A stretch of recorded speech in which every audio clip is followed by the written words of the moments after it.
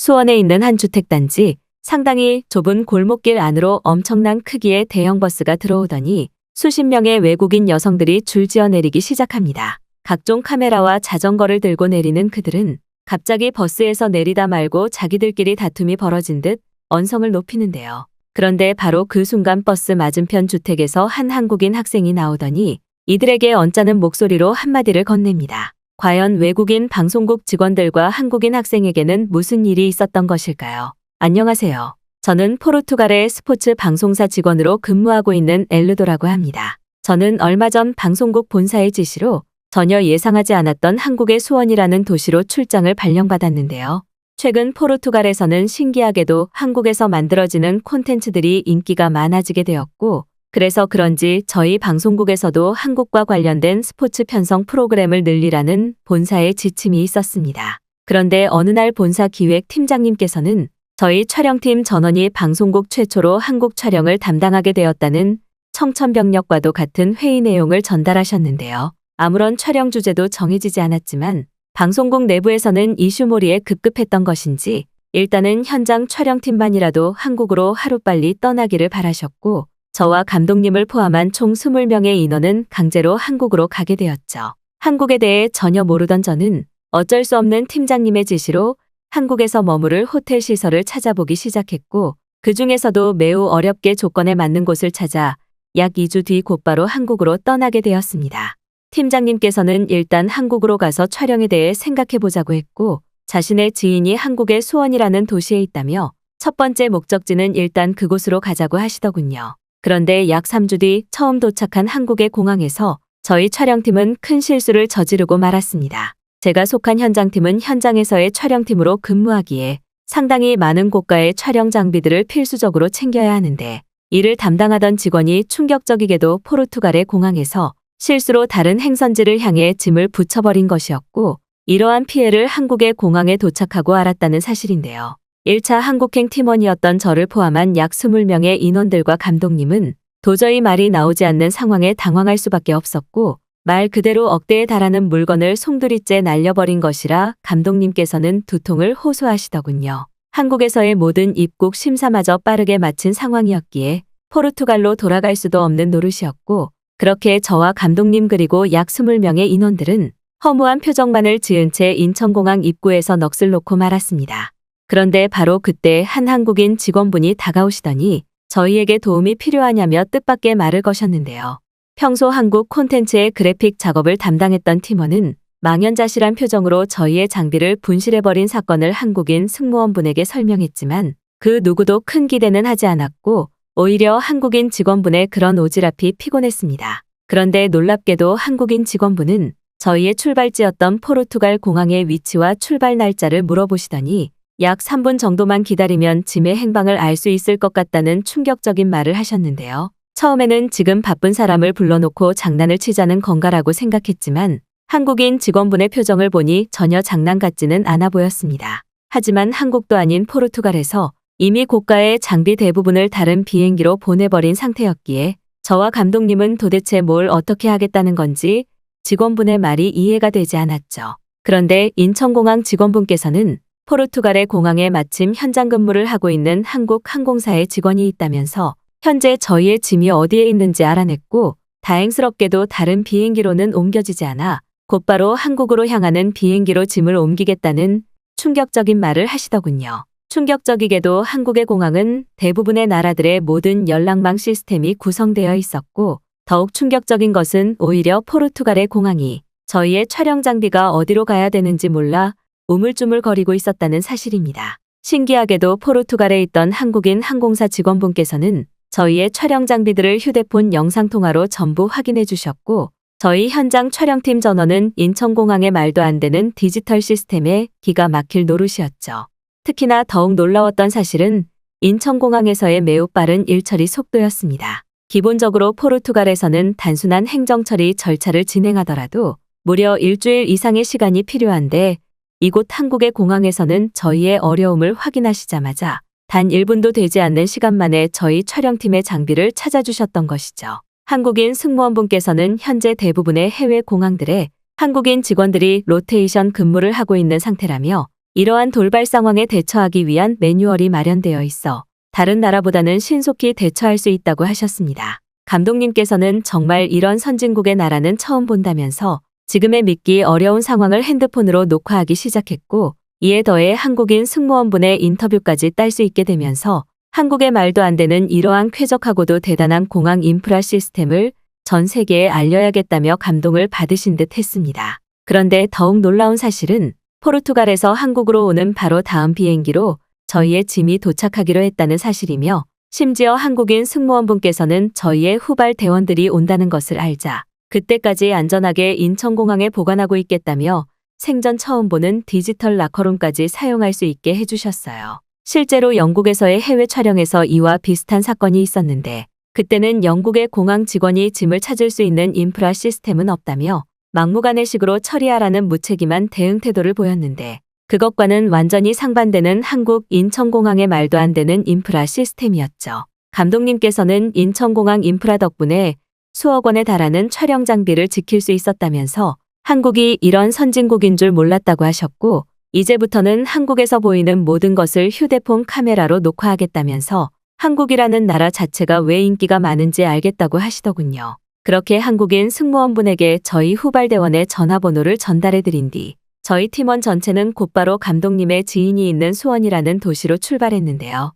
그런데 매우 놀라운 사실은 공항에서 도시로 이동하는데 고작 버스만 타면 된다는 사실이었습니다. 한국의 지인분과 전화통화를 마친 감독님께서는 한국은 공항과 고속버스 터미널이 연결되어 있다면서 충격적인 말을 이어나가셨고, 저와 팀원들은 그 말을 믿을 수가 없었는데요. 실제로 다른 나라들에서 해외 촬영이 있었던 경우 이미 긴 비행시간으로 녹초가 되어 있었음에도 공항에서의 교통 인프라가 너무 부실해서 공항 바닥에서 노숙으로 잠을 자고 출발할 때도 많았는데, 한국에서는 이러한 어려움을 겪을 필요 자체가 없었습니다. 심지어 공항과 연결되어 있는 한국의 고속버스 터미널은 동시에 기차 터미널까지 같이 이용할 수 있는 시스템으로 만들어져 있었고, 난생 처음 보는 편리하고도 놀라운 교통 시스템에 감독님께서는 연신 감탄사를 뿜어내시며 촬영하기 바쁘셨죠. 1차적으로 공항과 연결되어 있는 버스 터미널에 탑승해야 했던 저희 촬영팀은 한국말이 가능한 팀원의 도움으로 버스표를 구매할 수 있었는데,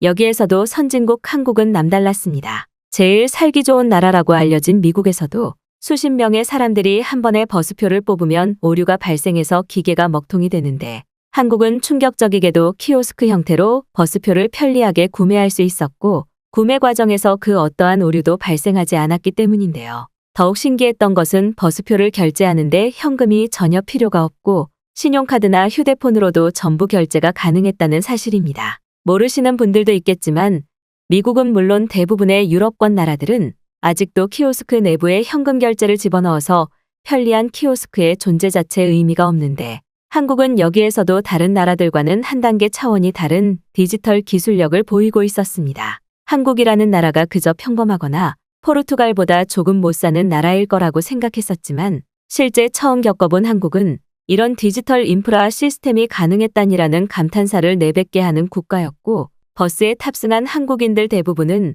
나이가 많은 중년분들도 매우 멋지게 차려입고 있어서 그 나라의 부유함 수준마저 알 수 있었죠. 그런데 버스 내부에서도 한국의 놀라움은 끊이지 않았습니다. 감독님께서는 공항에서부터 휴대폰을 사용해서 배터리가 거의 없는 상태셨는데, 충격적이게도 버스 내부에 무료로 전기를 쓸 수 있는 콘센트가 바로 눈앞에 자리하고 있었기 때문인데요. 하지만 이미 미국에서 버스를 탔다가 돈을 내지 않고 와이파이를 사용해서 벌금을 낸 적이 있던 감독님은 마침 앞에 앉아있던 한국인분에게 버스 콘센트를 써도 돈을 내지 않는 것이냐고 물어보았고, 한국인분은 작은 미소의 표정을 짓더니 자신도 콘센트를 이용해 노트북을 쓰고 있는 모습을 보여주셨습니다.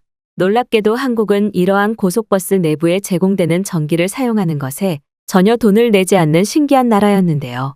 항상 전기가 부족했던 저희 촬영팀에게는 너무나 소중한 버스 인프라 시스템일 수밖에 없었고, 이때부터 몇몇 팀원들은 한국이 이렇게나 부자 나라였냐며 놀라는 반응을 보이기도 했습니다. 버스를 타고 편리하게 지하철로 갈아타자 약 2시간도 되지 않는 시간 만에 저희는 감독님의 지인이 있는 수원이라는 도시에 도착할 수 있었는데요. 평소에 해외 촬영이었다면 중심 도시로 이동하는 것에 모든 시간과 체력이 소비되어 녹초가 되었어야 정상인데, 한국의 교통 인프라는 얼마나 편리하게 되어 있었던 것인지 여행의 피로감이 전혀 느껴지지 않았습니다. 눈앞에 보이는 수원이라는 도시를 처음 마주하게 되었을 때에는 포르투갈과 상반되는 녹지가 풍부한 도시의 모습에 당황하기도 했는데요. 길거리를 하나하나 지나갈 때마다 쉴 수 있는 자연공원이 곳곳에 설치되어 있었고, 한국인들은 그러한 도시공원에서 역시나 선진국 시민들처럼 편안하게 휴식을 취하고 있었습니다. 치안이 좋지 않은 포르투갈에서는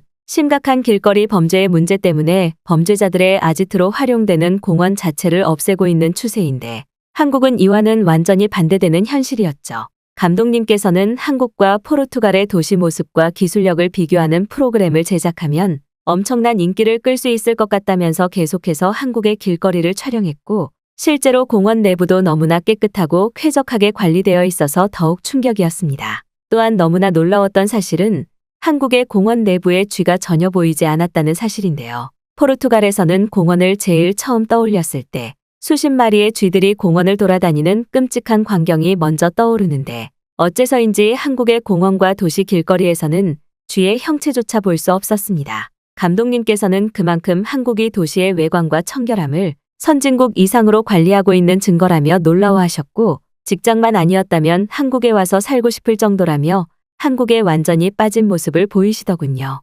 일단은 1개월 동안 머무를 호텔로 향하는 것이 급선무였기에 호텔 예약 담당이었던 저는 곧바로 휴대폰을 켜고 예약했던 숙소의 지도를 살펴보았고, 약 20분 뒤 저희 촬영팀 전원은 숙소 앞에 도착할 수 있었습니다. 그런데 숙소 앞에 도착한 순간 저뿐만 아니라 팀원들 전체는 서로의 얼굴을 마주보며 당황할 수밖에 없었는데요. 감독님께서는 지금 이곳이 예약한 호텔이 맞냐며 화를 내시기까지 했고, 저는 계속해서 예약 메일을 살펴봤지만 이곳이 틀림없다는 말을 반복했습니다. 당황스럽게도 그곳에는 호텔이 아닌 나무로 지어진 호텔이 자리 잡고 있을 뿐이었고, 그것은 외관이 전혀 호텔처럼 느껴지지 않았는데요. 그런데 그 순간 나무 호텔 내부에서 한 젊은 한국인 여성분이 나오시더니 저의 이름을 부르시고는 이곳으로 예약한 성함이 맞다면서 뜬금없이 안으로 들어오라는 말씀을 하셨습니다. 그런데 나무 호텔의 내부로 들어간 순간 감독님은 헉하는 소리와 함께 또 다시 휴대폰 카메라를 꺼내 드셨고, 저와 팀원들도 굉장히 당황할 수밖에 없었는데요. 그곳에는 볼품없어 보이던 외관과 달리 대리석으로 만들어진 실내 수영장은 물론 돌을 깎아 만든 공원까지 있었고, 이러한 나무와 돌의 자재들에서 고급스러움이 느껴졌기 때문입니다. 당황한 저희의 모습을 보신 나무 호텔 주인 여성분은 이곳은 한국에서 한옥으로 불리는 전통 한옥 호텔이라며 일반적인 호텔과는 전혀 다르지만 이곳이 장기간 머물기에는 더 좋을 것이라며 한옥 호텔 내부를 안내해 주셨는데요. 그런데 바로 그때 한국말을 할 줄 알던 팀원은 이게 그 유명한 한옥이냐면서 한옥이 한국의 매력을 그대로 느낄 수 있는 일종의 문화재와 다름없다는 놀라운 설명을 하기 시작했습니다. 실제로 한옥 호텔 내부는 저희 촬영팀이 미국에서 머물렀던 5성급 비즈니스 호텔보다 더욱 좋은 시설과 쾌적함을 가지고 있었는데요. 나무와 대리석으로 만들어진 로비에는 나무 기둥과 목재 한국의 전통종이인 한지를 이용한 품격 있는 모습이 보였고, 은은하게 풍져겨오는 한옥의 향기는 그야말로 마음이 편안해지기까지 했습니다. 그런데 한옥 호텔의 내부는 더욱더 충격적이었는데요. 침대가 있는 내부로 들어가는 순간 따뜻한 온기가 발을 타고 올라왔고, 눈앞에는 은은한 햇살이 쏟아지는 한국의 전통적인 멋이 어우러진 침실이 있었습니다. 신기하게도 침실 내부에는 디지털 제어 시스템을 이용해 방의 온도를 편리하게 조절할 수 있었는데, 이러한 작은 부분에서도 한국의 기술력이 느껴지더군요. 그리고 무엇보다 특별했던 것은 욕실이었습니다. 저는 살면서 욕실의 바닥까지 따뜻할 수 있다는 사실은 처음 알았는데요. 나무로 만들어진 대형 크기의 욕조는 미국의 호텔보다 더욱 깨끗하고 아름다웠고, 심지어 화장실 내부에는 센서를 이용한 긴급구조 시스템과 최신형 비데까지 설치되어 있었습니다. 말 그대로 한국의 전통을 온전히 느끼면서도 쉴 수 있는 최고급 한옥 호텔이었고, 감독님께서는 너무나 큰 영감을 받으셨는지 한옥 호텔 내부를 이미 이곳저곳 촬영하시면서 감탄사를 연발하고 계시더군요. 온돌이라고 불리는 한국의 난방 방식은 발바닥부터 따뜻해지니 온몸이 편안해졌고, 신기하게도 히터를 이용한 가동 방식이 아니라서 목이 전혀 건조하지 않아 너무나 좋았습니다. 그리고 역시나 한국답게 한옥 호텔 주변에는 빨래방부터 편의점 심지어 공원과 지하철역까지 가까웠고, 말 그대로 이동을 하는 것에 시간을 들일 필요가 없는 편리한 도시 인프라가 이미 조성되어 있더군요. 한국에 오기 전까지만 해도 촬영의 주제를 정하지 않았던 감독님께서는 한옥의 매력에 대한 촬영을 해보자면서 저와 팀원들을 설득하셨고, 그렇게 약 1개월의 기간 동안 저희 촬영팀은 한옥과 한강 그리고 수원이라는 도시를 계속해서 촬영했습니다. 포르투갈 방송국 본사에서도 처음에는 한국의 수도인 서울을 촬영 소재로 하는 것이 어떻겠냐고 했지만, 실제로 저희가 보내준 수원의 도시야경과 한옥 호텔을 보시더니 상당히 놀라워하는 반응을 보였는데요. 3차 편집본을 마무리해 포르투갈에서 방영한 저희 팀의 한국과 한옥에 대한 프로그램은 방송국 역사상 최고 시청률을 기록했고, 심지어 그날 이후 포르투갈 여행사에서는 선진국 한국으로 떠나는 여행 패키지가 인기를 끌 정도였습니다. 한국은 예상과 달리 너무나 살기 좋은 자연환경을 가지고 있었고, 이러한 자연경관 사이에서도 신용카드 하나로 모든 것을 이용할 수 있는 독보적인 인프라의 국가였죠. 무엇보다 이곳 한국에 대해 더욱 많은 사람들에게 알리고 싶은 목표가 있는 저희 촬영팀은 오늘도 한국에서 지내고 있는 지금의 삶에 너무나 감사하고 있네요.